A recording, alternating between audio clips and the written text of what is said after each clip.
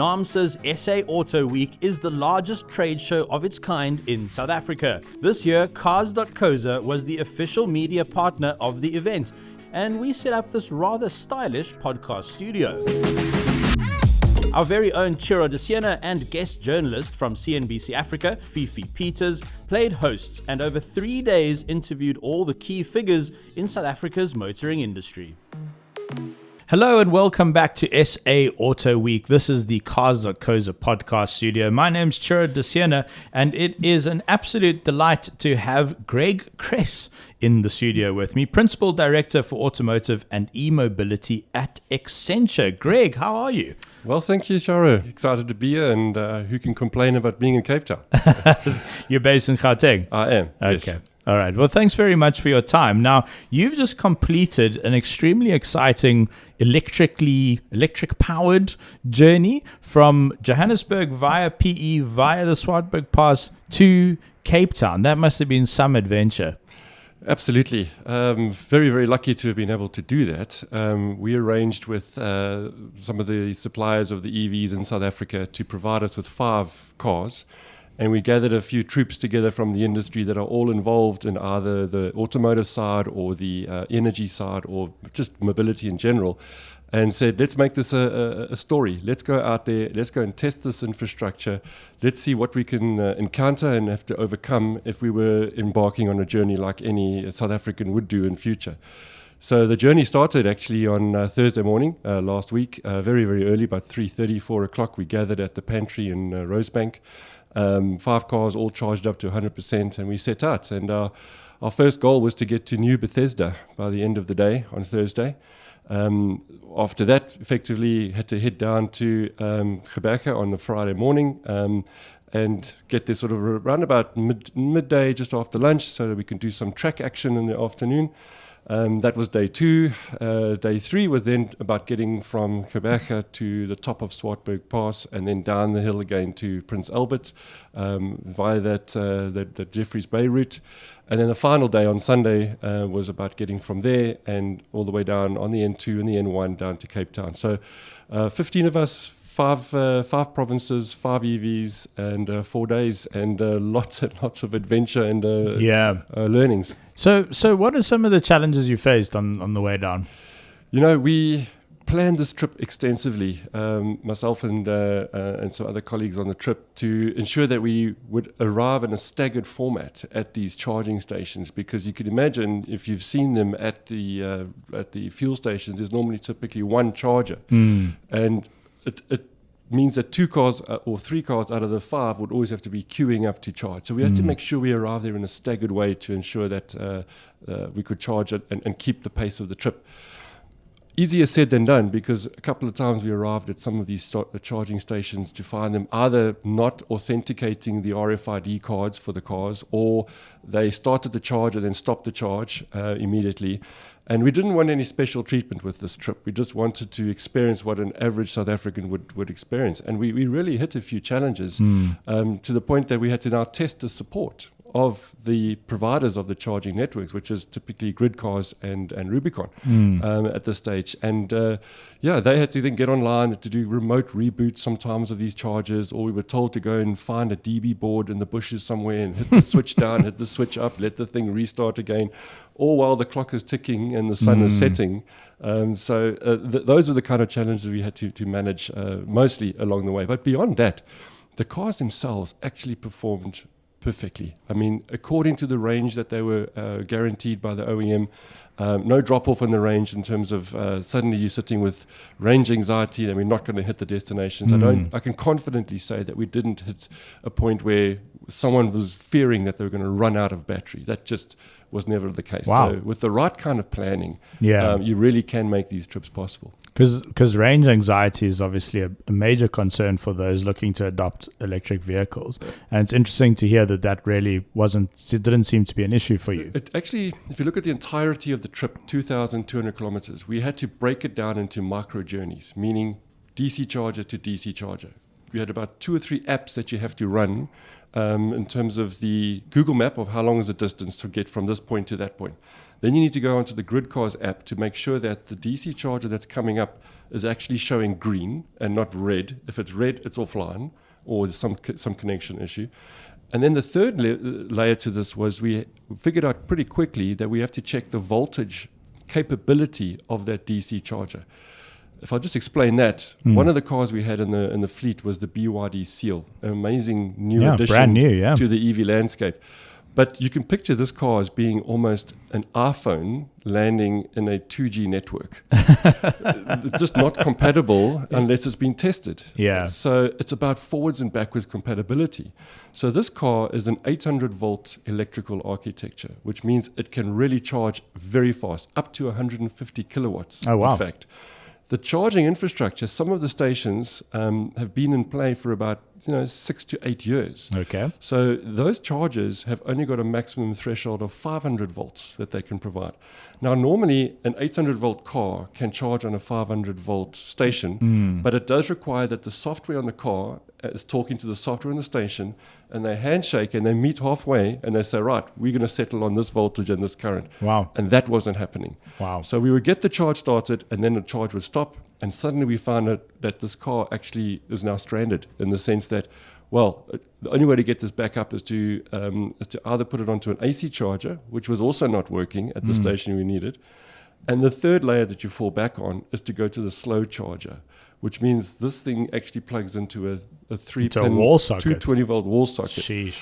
So one of the funniest moments was in Janssenville at Noosveld Farms, where we reversed the BYD Seal right up to the shop wall, ran a slow charger through the window and plugged it into the till machine's plug so that we could at least trickle charge while teams are trying to sort this out in the background. Jeez. So that created a lot of interest when a lot of the locals saw this very futuristic looking amazing EV parked in the middle of nowhere. Hey baby, and it's a beautiful car, man. Is it that dangerous with electricity and all that? I'm just concerned about that. It was almost like that scene from Back to the Future when a DeLorean goes back to the 1950s and people can't understand what this is. Yeah. So that created some great moments. Well, I imagine you generated, if not some data, at least some anecdotal stories for BYD. I mean, being a new entrant into our market. No, absolutely. And I must give them full credit for providing us the vehicle and for being very much responsive and on standby to help resolve any issues along the way. I think one of the really good outcomes from this trip was that we managed to connect the industry a little bit closer together. It proved that the importers and the OEMs that are bringing in these latest and greatest new EVs and the tech that goes with them absolutely need to have almost what you would call a plug fest with the suppliers on the network side. The whole movie is playing out that we saw around telcos rolling out early networks with cell phones and getting those phones working with networks. We're seeing it all happen again now with these computers on wheels basically needing to connect to this network that's starting to roll out along the country. Yeah. And what's what's in it for Accenture? Why was Accenture interested in eMobility? Look, from Accenture point of view, we are a global consulting company. We have a broad depth and width on industries and on expertise. And what we're seeing is that mobility is connecting multiple industries together. And because of this absolute transformation and disruption that's happening in the mobility space, all our clients and all the organizations that we work with, are going to go through this disruptive, transformative change. So I'm talking about, for example, a logistics company that has to think about transitioning their fleet from a diesel and petrol fleet to a electric fleet. How do you even go about that? So planning ahead for that, looking at the total cost of ownership, looking at the investments that are needed in terms of building charging infrastructure at their locations. Those are all areas that we are helping our clients navigate. I see. The retail side is going to change dramatically because of the fact that EVs no longer really need to stop at a petrol station or fuel station in the classic sense. You can if you're doing a road trip, But typically we talk about destination charges now. So retailers have to think about, well, how do we put down a range or a bank of EV chargers, slow chargers outside our parking areas where our customers can come in, charge for half an hour, 45 minutes, and then give them that added benefit. So the whole customer experience is changing on the retail side. Yeah. And then maybe just from an Accenture perspective, a large part of our business is with our resources and our mining clients. And they're going to fundamentally have to start thinking about what are the new minerals that are going to be used in the manufacturing of the new battery electric technologies. Things like lithium and nickel and manganese and cobalt are the current critical minerals that are going into batteries. But they're going to have to transition from, for example, platinum group metals, which are used in catalytic converters, to those types of new critical minerals, and maybe even sodium-ion batteries in future, or solid-state batteries coming in future. It's on an exponentially changing technology curve in terms of battery energy storage. Well, I mean, it's amazing to hear your passion for the segment and what is a growing segment in South Africa. And I really take my hat off to you for this adventure you guys have been on. I can't believe you got the cars over Swartberg Pass. I've done Swartberg Pass, but I was in a 4x4.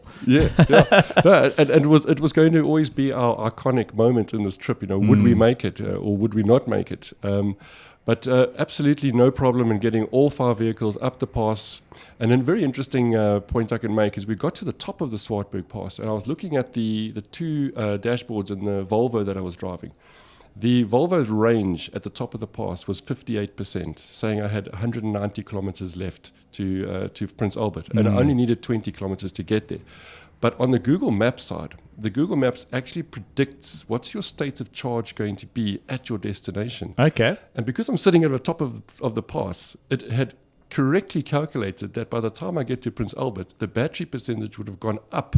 Because of the 60%, descent, because of the regenerative charging that the EV offers you on the descent. And that's exactly what happened. I basically gained an extra 20 or 40 kilometers of range just because the potential energy at the top of the hill gets converted to kinetic energy then electrical energy. So Google actually picked that up. It did. That's so really it was a really interesting scenario to be in, to see that energy recovery is already being forecasted in these EVs. And you've adopted EV mobility yourself. I have. No, I pulled the trigger, so to speak, and went with the Volvo EX30 about 6 months ago. Lovely car. Fantastic vehicle. Really enjoying it. Done a few sort of road trips with it as well.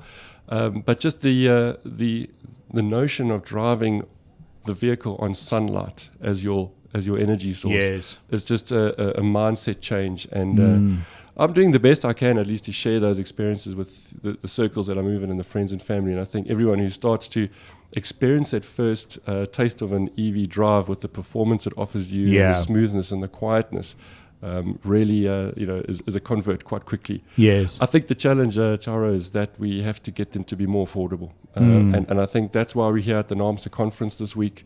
A lot of important dialogue around what can the industry do to put down some incentives or offer some incentives to stimulate demand, but at the same time also ensure that the manufacturing OEMs have got the correct package of conditions to invest in building the new tech, battery sort of assembly plants, and thermal management and BMS systems for the component industry. All of these are the new technologies that we need to see industry moving towards. Wonderful. Okay, well, where can our audience catch up with this adventure that you went on? Look, we're going to be producing a bit of a documentary around it. So I would say keep an eye out on NAMSA's social media channels. It's going to be a NAMSA-endorsed video. The title is going to be called Escaping the Noise, for obvious reasons.